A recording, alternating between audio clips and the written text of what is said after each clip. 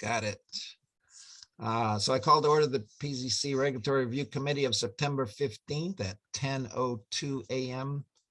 Members present are Cooley, Aho, and those are the members, right? Do we have a quorum to approve the minutes? No. No. Okay. So we'll skip the minutes and we'll go straight. We have no public comment. Nope. So we'll go straight to Tyke. Tell us how you're going to solve our problems. Well, I'm hoping that you have in front of you the draft outline that we did. So the first deliverable was for us to sort of put into context maybe an organizational structure for the town. We went about it from the perspective of ease of use by members of the public and your development teams that might come in. So one thing that we noticed when going through the regs initially was there was a lot of moving pieces all throughout the regulations. So residential wasn't in one section. It was sort of mixed throughout, same with your business. So we very roughly put together that outline, which shows that our goal is to have them so they're almost separate. So if someone were to come into the town, you could almost say for residential, go to Article 3 and pull it out, and everything you need for your residential zoning districts, now that would encompass all of them that you currently have, would be in that section, and people would be able to find their bulk and area requirements, home occupations, accessory dwelling units, everything would be there and would be easily found for them, so they're not searching to multiple places throughout the regulation. So that was sort of how we started building out that outline. So this meeting here is just to see what your thoughts are on the way it was built out. If there's something that you guys sort of had in your mind you wanted to do differently before we start moving forward. But that was sort of how we approached putting the outline together for you. Go ahead, Jennifer. So I was wondering if we could just take one step back and maybe Mike and Robin, if you could just give sort of a reintroduction of who you all are, what Tyke's all about, and then if we could review the approved scope of work, just so the commission could kind of get a bigger picture of where we're going. And we're going to start in the weeds, but then we're going to branch out to the tree, if we can use a weird analogy. Yep, I see Mike jumped on. So since he is intimately more familiar with your scope of work than I, since you've kind of had this with Tyke for about 2 years, I'll let him go ahead and take that portion over. And we could share the screen if that's helpful. But I did send out that scope in your packet. Yeah. So it has been probably over 2 years since we originally sort of talked with the town about the project. But I guess that was originally with CME. So that's where this started. And we were across the street in downtown there. And just at the start of COVID, CME was acquired by a big gargantuan gorilla of an engineering firm that didn't see much importance in the planning sort of service line that myself and my partner John, we were basically a team of two in a company of thousands. So seeing the writing on the wall, we essentially went off and continued the service line on our own. So we basically brought our clients and all of our work with us.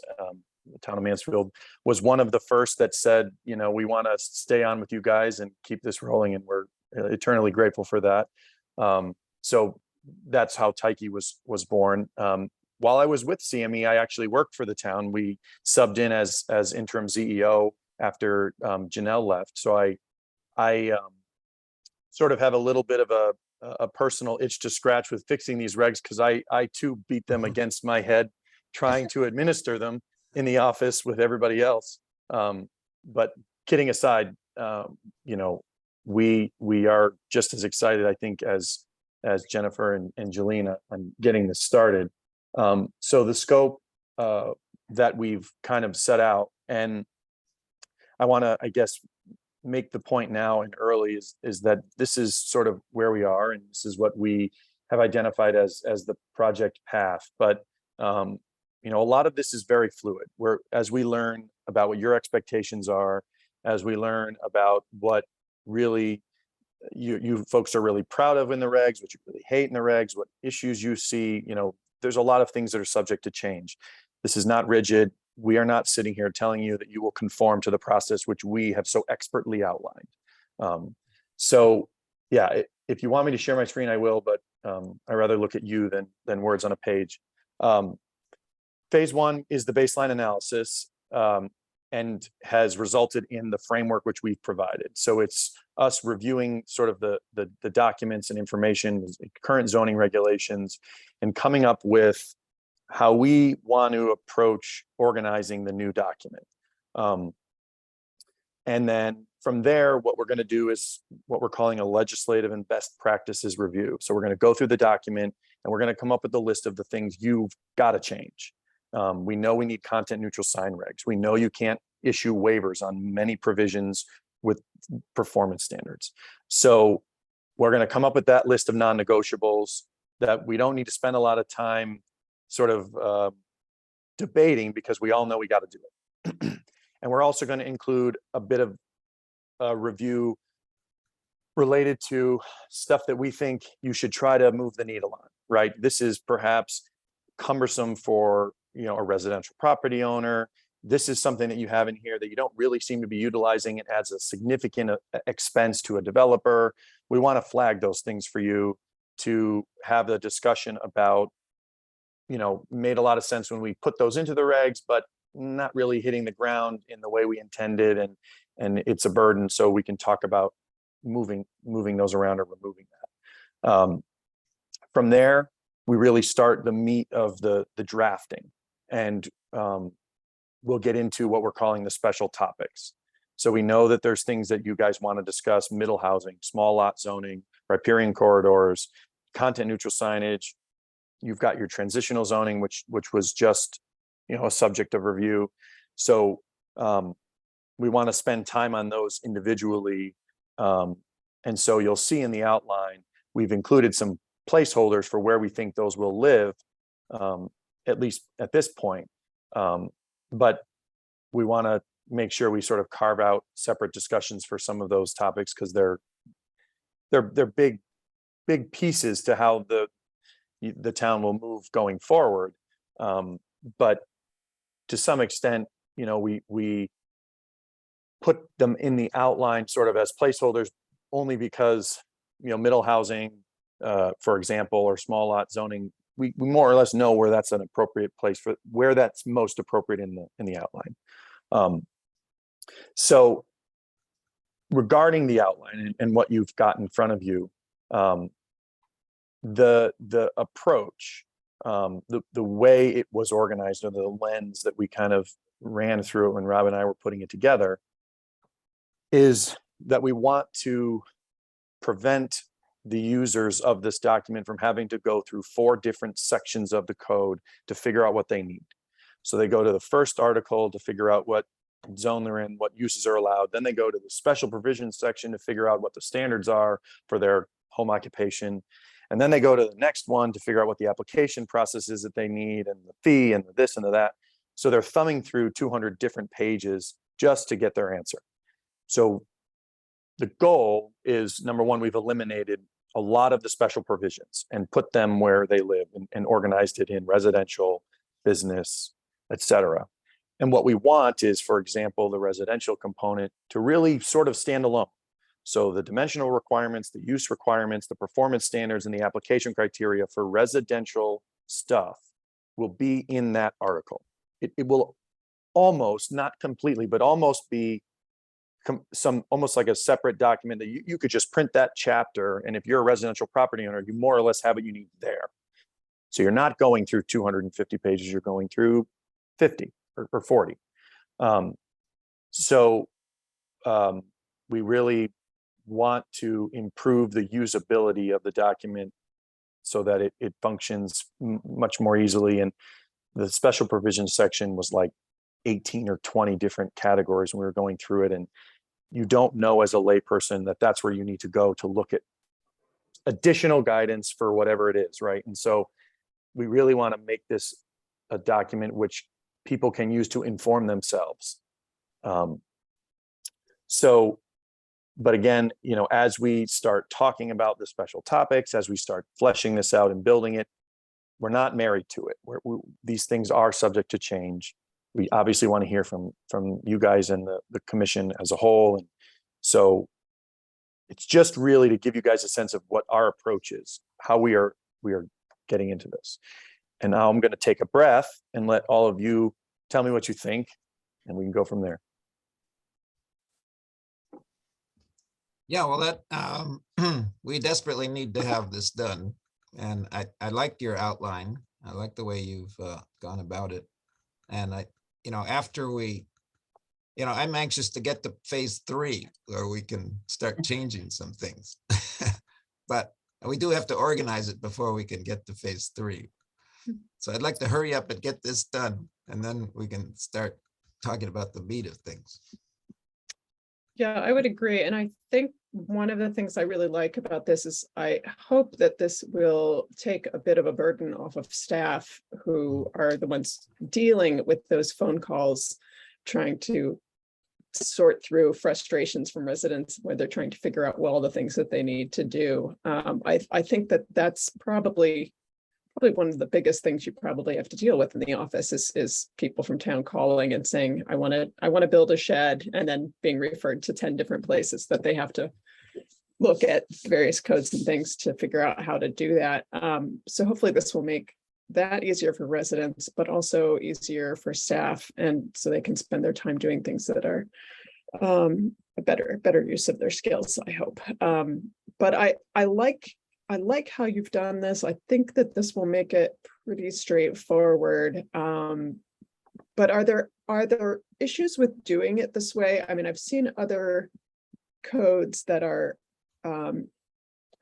look at 169 towns. You'll see 169 different ways in Connecticut to organize this. But is there anything that you could tell us about doing it this way that will, I wouldn't say create problems in other areas, but make some any aspect of this more difficult than it is at present to find the regulations that people need to find? I can't think of why it would be more difficult. I guess there may be in the paper document, and I know the goal is to codify the document through E-code so that it is, mobile friendly, et cetera. I guess if there is, for example, residential and commercial application procedures, if they're the same, and there may be some overlap. So you may have guidance in multiple sections, which is similar. So you may have some length. I don't know. I guess maybe, I don't know, Robin, if you have any thoughts that if there's some funky use that is blurry as far as where it would fall, maybe you don't know if it goes into a residential section or a business commercial section. We looked through some of what you have now, list sort of with that in mind, and we didn't see a lot of that. I don't know, Robin, any thoughts? No, and I think for those unusual things, if you look, there's still a special section, right? So that's where those sort of outliers are going to fall. My experience with reorganizing regs in other municipalities that I work in is that when you organize it by residential, commercial, industrial, whatever your main categories are, that it becomes a much more usable document for the public. We all do it every day, so we get used to how they're written, and we sort of know where to manipulate and find things, I think is an appropriate term sometimes, but the public certainly doesn't know how to do that. So I think just having those overreaching broad categories where you put everything in, and like Mike said, well, it's not a standalone document, it gets pretty close to it. So I think that's going to be the most user-friendly way to move forward with it. And I don't think it will overcomplicate it. I think it will make it much easier for the public. Yeah, I don't think having a little redundancy would be an issue at all, especially since everybody's digital, as long as everything's consistent. Yeah. So. Yeah, one of the other things I think that is kind of an important point to make is that you'll see towns, Windsor, for example. I don't know if it's Stratford or Norwalk or, Bridgeport. There's a lot of towns that are, you're hearing, have these flashy codes that are colorful and have tabs and all these things. And I actually have a Word copy of the Windsor code, which everybody loves, but they are next to impossible to update. And if you look at some of those documents and you go Interesting. back to those towns 5 years after they've implemented those beautifully flashy connected tabs linked here, there, you have a list of addendums where every single reg text amendment, because they can't integrate it. So Right. we want to go with the E code because it will allow for a very seamless integration there, but also have a Word document that can be living. So you don't have this burden of trying to be a web designer every time you make a text amendment, because y'all seem to like your text amendments. So we don't want to preclude you from updating the regs to reflect these things. If the legislature keeps, in their esteemed wisdom, handing off these crazy things that we've got to do in short order, you've got to be able to make the changes and update the regs so people know what the standards are. So we don't want to make that process harder for staff because we've given you a document that looks great when you drive by fast, I know exactly what you're talking about. I spend a lot of time looking at zoning codes, unfortunately. Oh gosh, but, my but condolences. I'm a big fan of, well, I mean, it's a life I chose, right? Yeah, there you go. But I'm a big fan of E codes. I think that's a terrific way to organize, and it's searchable. That's what's really nice as well. Searching, I think, can be a real pain in the neck with some of the other codes you're talking about. So yeah, and as on the staff side, when you become sort of an E code client, customer, whatever, you get access to their database. So so you can go in and you can say, I want to search for zoning regulations about the definition of family, and you can qualify it by what area of the country, how big of a municipality, and it'll basically give you all of their other codes and what they're using. So you can kind of see, what other folks are doing. It's not necessarily, your solution every time, but it's good to see what's been implemented elsewhere in towns of similar size, for example. So it's sort of a helpful tool as you go through those changes. Well, I think I've gone over the deep end when I'm listening to you, and it seems like this is my version of heaven, because maybe I need to get a life. Yeah, right. Get a hobby, Jennifer. But it will save a ton of time. Try to put some time back into your pocket with explaining regulations to folks. And we get totally, that's the goal here. Something that's usable and is not, overly fancy. Then once we get the easy to explain part done, then we have to change the bizarre regulations we have. Yeah, we can do that too. I'm afraid that maybe we'll put into, final print some things that are really crazy, but we can always change them later, I guess. Yes. Yeah, and so, obviously, Tyche, myself, I've been working for municipalities since 2000, the tail end of 2005. Robin has how many years? 20. And John has the same. We have worked exclusively for municipalities on planning, and all of Robin and I are, deeply rooted in the zoning enforcement and zoning world. So we understand how regs have to be interpreted and enforced, and that's the lens that we come at it.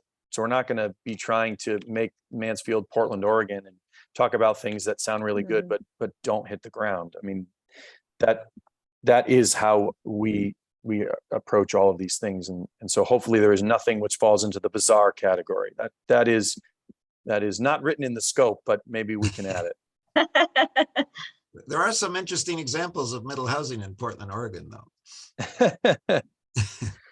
We can look at that, but we'll leave them to the bizarre. Okay, right. We'll leave them the bizarre parts. Now, I was just in Kirkland, Washington for a couple of weeks, and we have used Kirkland, Washington regs sometimes in writing up our our regulations. And I talk to people in Kirkland and they say they have wonderful regulations and they don't enforce them. Oh, Yeah. So part of that- it is having good regs and part of it is enforcing them. Exactly.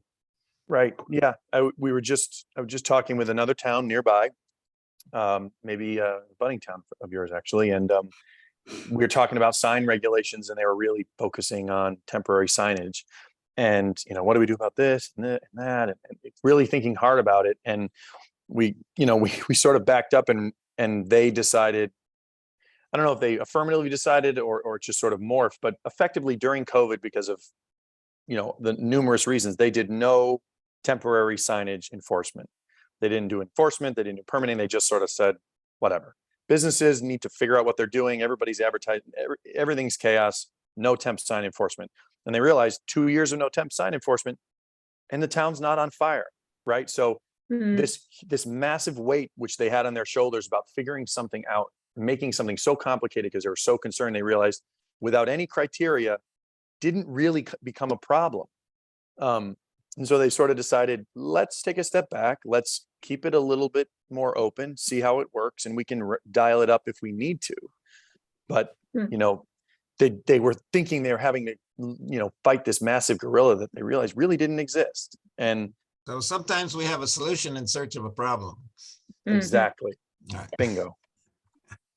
More well said than the little story I just took everybody on. Jillian's gonna hop off. Okay. All right. Good. So, I mean, does anybody have any other questions or things we didn't cover, or you feel good for where we are right now? I feel good. Let's get started. I guess from, if we could share with the commission, the timeline and then what the expectations are from them so that we can, because we want to get this forward, everyone has to be committed to this. And I know the commission is, but so what are those expectations, Mike and Robin, if you could kind of just review those? Yeah. So Robin and I will put together a document that sort of breaks down the scope into a bit of a timeline. So we're going to give you an indication on our end of how long we think each component will take. So we're not going to tell you that, September 15th to September 30th will be this, because then, we'll immediately be off that schedule, right? But we'll give you an indication of how long we think each one will take. You guys can look at it and then decide if you feel like it's too fast or too slow. And then once we agree on that, we can sort of arrive at our ultimate end time. The component, the key component to all of this, just like a POCD in your affordable housing plan, all that stuff is if we provide one of the deliverables or something to you guys and we say, okay, let's take a look at this and review it. And because there's a lot of interest or because you really want to look at something else, or you've got a million applications in front of you, it takes you a little bit longer than that. Obviously the timeline will slide. So I think where we've seen projects really slow down is if we give you something and we say, let's turn it around in 2 weeks and you guys take 4 weeks or 6 weeks, we obviously lose that time. If you need to go that slow, that's fine.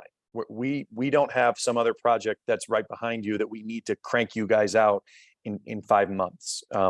This is a big project and we want people to be comfortable with each step. So we'll tell you how long we need for each of those things, and you can tell us if you think that makes sense. And then we'll kind of move through it piece by piece that way. But I've seen your agendas. I know what you have in the hopper. You're busy, and I don't want to be standing in front of you at 10:15 at night trying to go over zoning regulations for recreational vehicles, boats, and trailers. So, we or I don't know, what is the other thing? Chickens and hens Roosters. and right. Well, roosters, yes. Roosters, Yeah. please. Roosters and emus and goats and all that other stuff that you guys have there. So, I mean, we're realistic about the fact that you guys are human and we need to be aware of the, this is not always the most important thing on your plate. And then on a parallel track, we do need to deal with a few things like, well, the cannabis, because that moratorium expires on December 31st. I'm not sure if we can extend that again, but I really don't think we need to, nor do we. Let's just get it done. Yeah. Let's get it done. And then there's other things like there's a few things in our affordable housing plan that it seems that everyone has agreed upon. If those things come up, like, can we, without, I don't want to derail the process, but can we just add that stuff? What do you mean by like implementation items or just changes? changing the regulations from it, like in our inclusionary zoning, like per the recommendation in the affordable housing plan. If that's already been stated that we need to do this, the Planning and Zoning Commission looked at that plan, the town council has, so can we just, as we're updating that, change that, or? Yeah, I think that we can incorporate like 10 to 15% type thing. Yeah, I think we can incorporate some of those recommendations and what already has consensus. I don't see why we couldn't include that in there. Okay. So we can talk offline, but there's just a few things like that we've that, like, for example, kennels. We're having an issue with kennels right now. So if we can again, ongoing kennel on Circle Drive.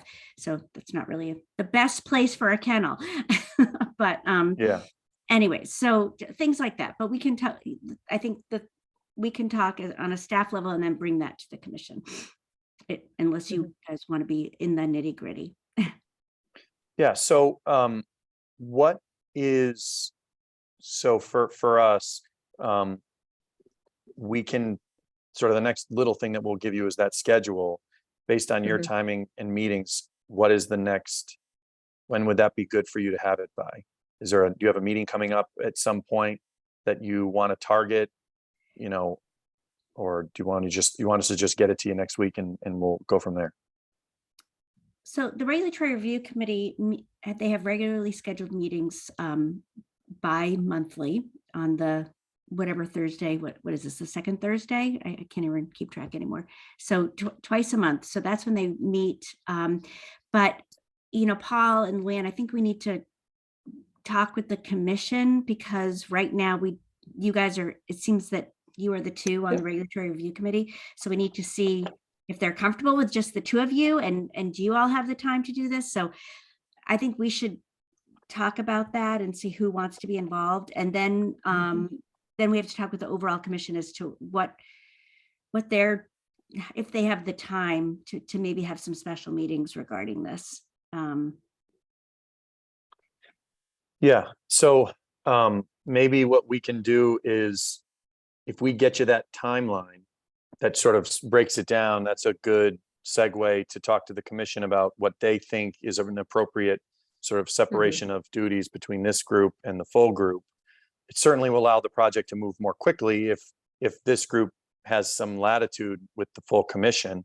Obviously, we're not going to try to bribe these two so that they just agree to everything we write and we show up with a document, but there's more flexibility there, and obviously these agendas are smaller. So if we get you that, when's your next full commission meeting? Monday. Monday, of course. And then 2 weeks from there. Yeah. I don't know. How about, you want to do October 3rd, or? I mean, we certainly can. I'm trying to think if you think, Robin, we might be able to get something to them by close of business Monday. Timeline? The timeline. Yeah, I think we can do that. Yeah. So we'll send you that by the end of the day Monday. If you think you can talk to them about what they're comfortable with. Does that make sense? Yeah, so I'll just add it as an agenda item for Monday's agenda, and then I can upload the timeline when you get it to me, to the packet, so that they have that in their hands. But basically, the agenda item would be review of timeline for zoning rewrite. Yeah, and if you want to give them the scope. Scope. But Scope, actually, yeah. you know what? We'll integrate the components of the scope into the timeline, Good. so it'll all be together. Great. So And how about the draft outline? How do we feel about giving that to the full commission at this point? Obviously, makes no difference to me. is it It, too much I in think the we can throw weeds? that in there. Yeah. Okay, so it'll be a review of scope, timeline, and draft outline. Mhm. Mhm.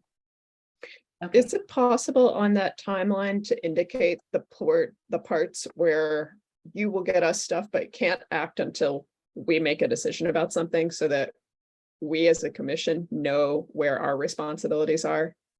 Does that make Yeah. sense? Yeah, we can. Yeah, we can. We can have some language about the process, which will make it clear. We'll provide this, and then your role will be Yep. to review, comment, etc. and as we're discussing this with the whole commission, one of the things that what I want to make sure is that we have the public trust in all of this, so that we Mhm. make sure that these get adopted. So, you know, like this, the draft outline, the, you know, legislative best practices, I think we need to show, to kind of demonstrate somehow that this is what just has to be done. And we're not trying to like put a skyscraper down in Bayou Mountain Dairy. So, so we just need to make sure that we're communicating with the public effectively, and I can keep the committees, like the Conservation Commission, the Agriculture Committee, Mhm. Economic Development, Town Council, all those folks. So we have these like elevators, talking points that they Mhm. trust what we're doing. Because I just don't, at the 11th hour, Yeah. especially with this reorg, we can't afford to have them not adopted. So Yeah, that's that one other was, component. yeah, that was a question that I had on the scope too, and I don't know if this had been discussed already, Jennifer, or not, but at one point when we had been first thinking about this project a few years ago, we had talked about having as part of what you guys would do, or what we were looking to be done, a series of public, not hearings exactly, but information sessions. And I don't see anything like that. Have we dropped that idea, or is that going to be on us as a commission to do? Because I think that's valuable, especially if you can do that and get some buy-in prior to a public hearing, if we're going to end up with that process at the end of this for a formal adoption of the whole thing. So something that has worked pretty well for other projects that we've done, although it's always hard to gauge what kind of attendance you're going to get. Two things. One, since this is a long duration project, if you have the flexibility and IT will let you, setting up a sub page on your website, we can put together a short overview of the project in each of the major steps with some graphics that you can put there as an intro. And then as we work through various pieces of it, you know, you can put that stuff up there. We can talk about having listening sessions and sort of group. So rather than having, we're going to be hearing from the public about, you know, special design standards for multifamily housing in the PD3 zone, which no one's showing up. Show. Yeah, of course. But you can have a listening session regarding residential use, you know, big buckets of similar things. It could, you know, with POCDs, you hear about things related to, you know, sustainability stuff or economic development, and just allow people to come in and chat informally. So that could be an option. Yeah, that's definitely more what I was thinking, because I doubt we would get a huge turnout for any of this, but offering it, I think, is valuable as an opportunity for comment. And even if it's just a virtual event, or something where there's maybe display or whatnot put up in town hall that people could come and look at on their own time, would be valuable. I mean, I'm looking at Norwalk that's undergoing this process, and they have a website up where I think they're much further along in the process. They're near the end of it, I think, where they have, you know, built their website where you can go and look at their different regulations that they're working on and click on things and see stuff. I don't know if we need to go that far. I don't know if there would be that much interest in town, frankly, Jennifer, but that's something to think about. That's something we've talked about with Tyke, about this public information, how we're going to inform the public. And that's something I feel very strongly about, just because I know, it just is easy. Yeah. We don't want mistrust. So and frankly, I also have to inform like the Economic Development Commission and the town council. Ryan wants updates like for every council meeting from every department. And so what I've been doing is we have that story map on the website of development activity. And so I just update that rather than like, recreating a list, and I direct them to that and maybe highlight a few key points. So if that's something we could do, I don't know if you've used Story Map or some kind of really easy web platform that I can link on the website, and I can just push that out saying, look at it. And then if you have questions, then we can talk about it. Would that work, Mike and Robin? Yeah. And, one of the things that we can do if you have identified, sort of organized, easy to figure out, how to disseminate the information to groups of folks in town.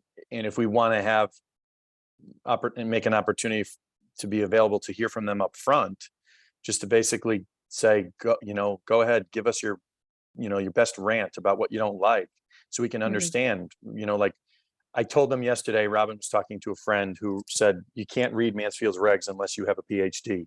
And she's a realtor in the area, right? So I want to know who that is, but She's a realtor and a resident. So she's not just a realtor. She lives in Mansfield, and she didn't have very nice things to say. But I took that in a positive context, because that gives us guidance like, okay, not only is she a resident, but she's a realtor who reads regs. And she's like, yeah, they're not comprehensible. So I'm sure we've heard that same. I'm sure she's told us just what she's told you. So no surprises there. She probably would not ever say that to a town staff member. She's like very, very just nice and sweet, and she would probably never say that. But probably her colleague did, though. Maybe. But that was or one of the other ones. Yeah. So, anyways, because we're like, okay. The other thing that I think, if we give you some little bio for the website, and anybody who asks, one of the things that we will continue to sort of reiterate is that the hope is that this isn't controversial, because we don't want to make anything more complicated, more restrictive, more difficult, more expensive. So unless there's something that people feel is creating such a problem because it's so unrestrictive, we shouldn't have a lot of people upset by what we're doing, because we're not trying to really make things any more complicated, right? And I think people there are folks that want things they don't want certain things. So that you're going to get in Mansfield, they don't want the developer to be able to do things easily. But I think what people don't understand is that when you don't let the developer do things easily, then you don't get what you want. So I think you need to make it clear. We can tell them whatever we can restrict them, but it has to be clear, and they'll be fine with that. But right now it's not clear. So. Well, I also think a big thing that a lot of people don't like change, right? So if people had their way, they would put a moratorium on everything, period. But understanding our responsibility as a town to the residents of the state, as far as things like affordable housing, is an education piece that I don't think a lot of people understand. That we are required by statute to provide affordable housing, and that we have worked really hard to try to come up with a way that's compliant with the needs of the town, the desires of the town, I'll use the word character, the character of the town, but it needs to happen. So, if people can understand that, I think that would help at least to understand where and why development is happening, and how we've zoned things for that. So, because I hear that a lot. I don't want X, Y, Z. And it usually has to do with housing. Right. I think people want affordable housing. They just don't want it in their neighborhood. Right, and they don't really They'd rather know. it be, Right, they'd yeah. rather it be in Coventry. Was it the New York Times that had the article recently about the place in Yes. Connecticut? That was an excellent article about, Mhm. and that looked like they were putting that, right in the middle of a residential neighborhood. It wasn't on Mhm. Main Street or anything. No. So that's some of the pitfalls of the laws we have right now. Mhm. Okay, So we will get cracking on the timeline, get that over to you. And then based upon the feedback from the commission with what they think about the timeline and everything else, if they say, oh, geez, that's too fast, or they like it, then that'll, we can start talking about what the next steps are from there. And based upon, where we need to go, we can set the next date for when we'll have to get something else to you. And we'll get working on some language for you to put on the website, just to sort of establish where these things will live going forward. Mhm. is that, would you be able to pop on for about 10 or 15 minutes to our virtual meeting on Monday, or is that not something? Let me see. Monday, I can check and let you know. I don't have my full calendar here. We could put you on the first item on the agenda. Let me see. Yeah, so that would be 6:30. No, 6. Oh, 6. Okay, 6. Sorry. You keep saying 6:30. Yeah, was it 6:30 at some point? It was 6:30, like Oh. about Okay. a year and a half A year ago. ago. Okay. Yeah. It's okay. Let me. I have another meeting which is a hold that I don't have an agenda for yet. I'm actually the chair of the Affordable Housing Advisory Group in my hometown, and Woohoo! yeah, so You're a we. nut. You need a hobby. I also sit on the ZBA. Oh my God. Yeah, I know I do need a hobby. I don't mind it. It's just, the problem is people only work 5 days in a week. And so it just makes Yeah. things really busy. But Yep. if you want to send me the link or whatever, I will, as soon as we hang up here, I'll follow up and see if I can bounce that, if it's even happening, and I'll let you Yeah, know. and otherwise I can review it with the commission, and I think we have Paul and Luann who you can chime in.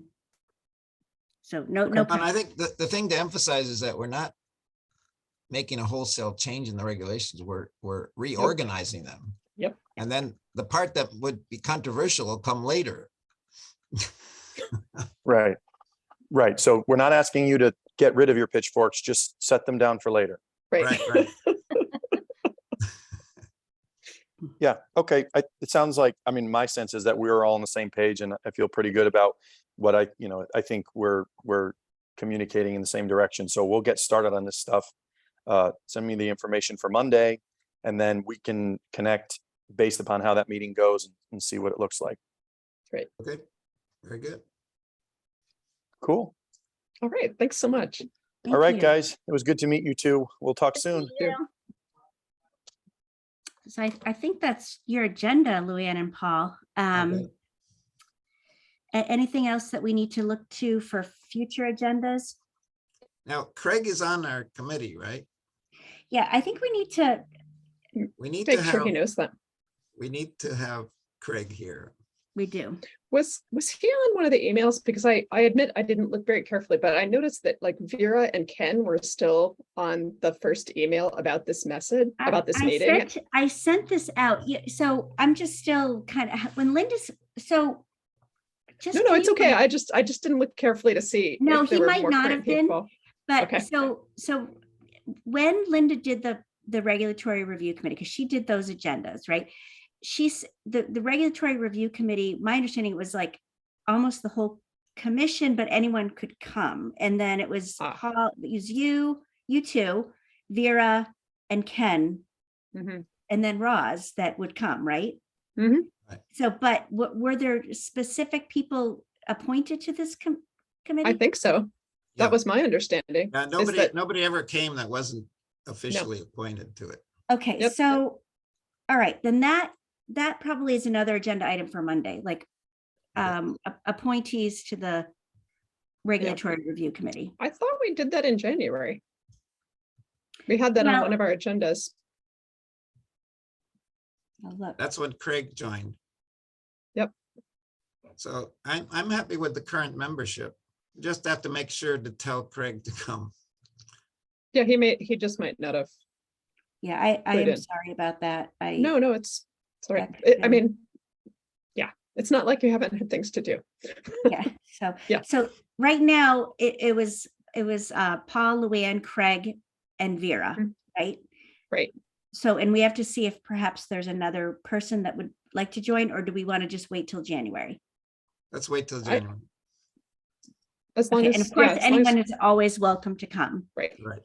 All right, so, all right, so we'll get that right. Okay, so Um, just get Craig on the list. I think he will come, Yeah, I think he will but too. it's important that he be here. Yeah, so we can have a forum. Yeah, Yes. yeah. Yeah. So it's, so 4 members, okay, 4 members are, Right. Yeah. And I hate to be that person, but I know you have to go. well, I do have to go, but not quite the second. But this is a terrible time for me. If there's any discussion about possibly changing this, I would appreciate that. Friday mornings were great for me. And if there's other times in your schedule, Jennifer, that work. Friday morning would be let me know. fine for me. Right, okay, so Okay. Friday morning works for me. Okay, good. And then, so we could do Friday would 9 or, well, sometimes I have a town attorney, but I'll just make sure we're not. Yeah. 9 I or have 10 would what- work better, but 10, it doesn't. okay, then I yeah. can make that work with the town attorney too. So, Yeah. okay, so 10 a.m. Fridays, we'll work with Craig on that. Hopefully that works for him. And then Great. we'll make sure he's invited. He even comes to the, the field Field trips. trips. So I'm Yeah. sure Yeah. he will come. I think you would too. I'll give him a phone call just to kind of let him know. I'll do a little bit of a mea culpa and, Okay, yeah. So anyways. okay, good. All right. All righty then. We'll see you Monday night. Okay, Monday. thanks. Bye-bye. Bye-bye. Bye-bye.